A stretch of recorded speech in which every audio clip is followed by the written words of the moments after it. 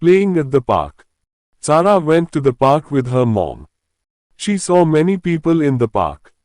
Some people was doing exercise, some dancing in a team. It seems beautiful park to play in. Sarah saw many children played many games such as duckling, rode a bike, swings. But she liked playing chess with the other children.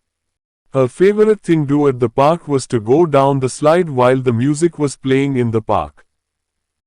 She told her mom that she was very happy, and she wanted to come to play those games again at the weekend. She also liked when her mom helped her on the swings.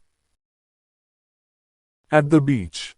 On my vacation, Tina likes to visit on the beach with her friends and parents. Her parents always join her every vacation on the beach because they don't allow her to go with her friends. She likes to play soccer and tennis with her close friends. They are friendly. In the morning, Tina has breakfast and goes to the market with them. She is very happy and has fun to be there with them.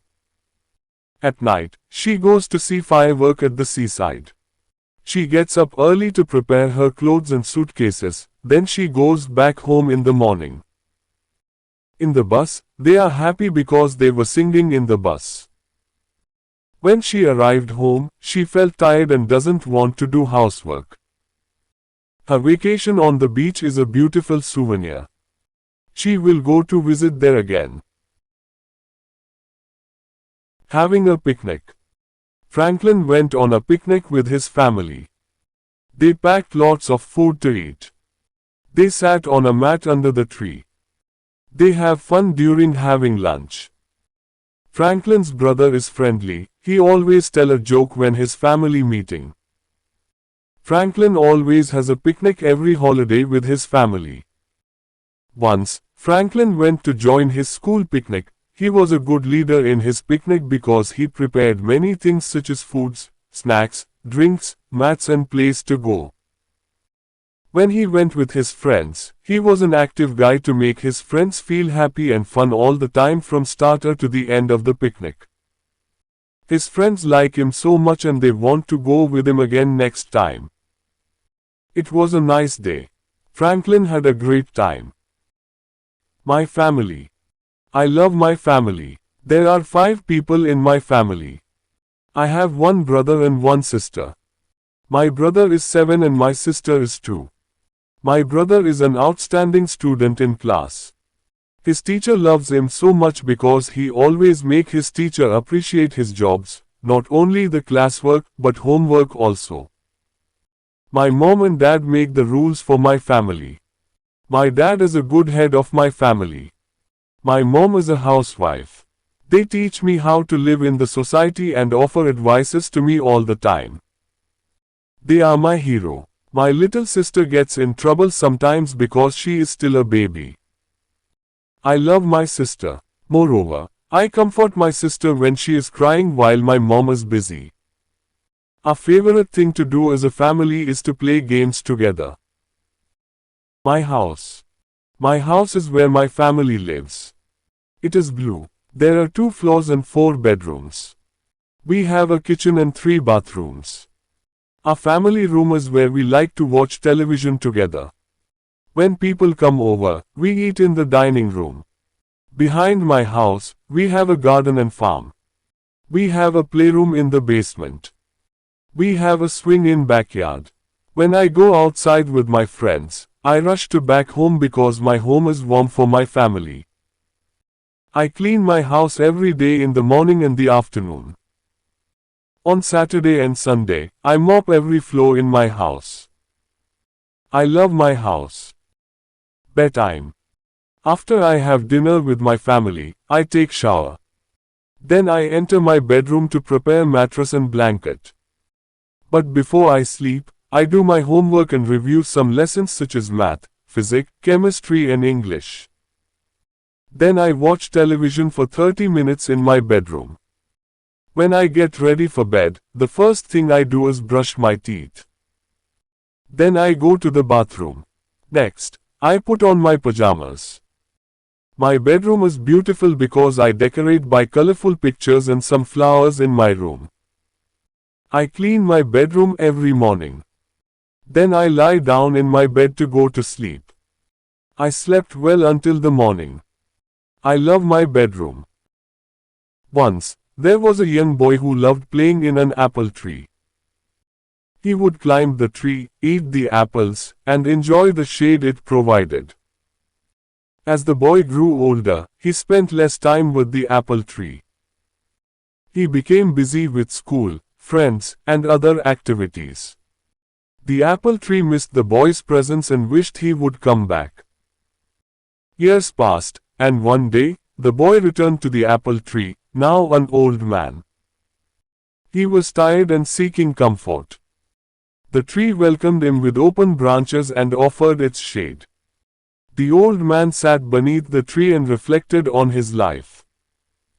He realized how much the apple tree had meant to him and felt a sense of gratitude. "I'm sorry, dear tree," the old man said. "I've neglected you all these years." The apple tree replied, "Do not worry, my friend. I have always been here, and I will continue to be here for you." The old man thanked the tree for its kindness and spent the rest of his days sitting beneath it, cherishing the memories they had created together. Once, there was a dog who lived in a small village. He was always hungry and constantly on the lookout for food. One day, as he roamed the streets, he spotted a bone lying near a butcher's shop. The dog's eyes lit up with excitement, and he quickly picked up the bone with his mouth. But as he turned to leave, he saw his reflection in a nearby pond. Mistakenly, he thought there was another dog with a bigger bone. Driven by greed, the dog decided to snatch the bigger bone from his imaginary rival. He growled, barked, and opened his mouth to grab the other bone. But to his dismay, the bone he had was gone, and all he got was a mouthful of water. The greedy dog realized his mistake and regretted his actions. He had lost the bone he had, all because of his greed. From that day forward, he learned the importance of being content with what he had and not being consumed by greed. Once upon a time, a hungry fox was walking through the forest. He spotted a bunch of grapes hanging from a vine. The fox's mouth watered at the sight of the juicy grapes.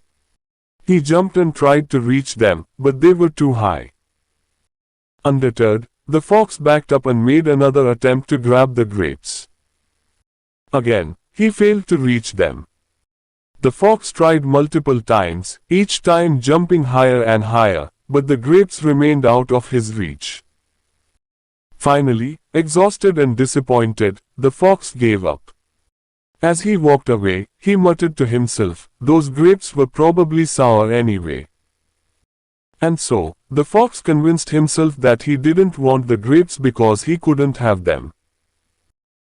Once upon a time, there was a little red hen who lived on a farm. One day, she found some grains of wheat. She thought, "Who will help me plant this wheat?" She asked the cow, the sheep, and the pig if they would help her, but they all said no. So, the little red hen decided to do it herself. She planted the wheat, watered it, and cared for it as it grew. When the wheat was ready to be harvested, the little red hen asked again, "Who will help me harvest this wheat?" The cow, the sheep, and the pig all refused to help. So, the little red hen harvested the wheat all by herself. Next, she asked, "Who will help me grind this wheat into flour?" Once again, her farm friends declined her request. So, the little red hen ground the wheat into flour on her own. Finally, she asked, "Who will help me bake this flour into bread?" But once again, her lazy friends refused to assist her. So, the little red hen baked the bread all by herself. When the bread was ready, the delicious aroma spread across the farm. The cow, the sheep, and the pig all wanted to eat the bread. But the little red hen said, "No, I will eat it all by myself since none of you helped me." And so, the little red hen enjoyed the bread all by herself, knowing that she had done all the work. Once upon a time, there was a prince who wanted to marry a real princess. He searched far and wide, but he couldn't find a princess who met his expectations. One stormy night, a young woman knocked on the palace door claiming to be a princess. The queen, skeptical of her claim, devised a plan. She placed a single pea under a stack of 20 mattresses and 20 featherbeds, and the princess was given room to spend the night. In the morning, the queen asked the princess how she had slept. The princess replied that she had hardly slept at all because she had felt something hard in her bed. The queen knew that only a true princess could be so sensitive, as no ordinary person could feel a pea through so many layers of bedding. The prince was overjoyed, for he had found a real princess. They were married, and the pea was placed in a museum to remind everyone of the true princess's sensitivity.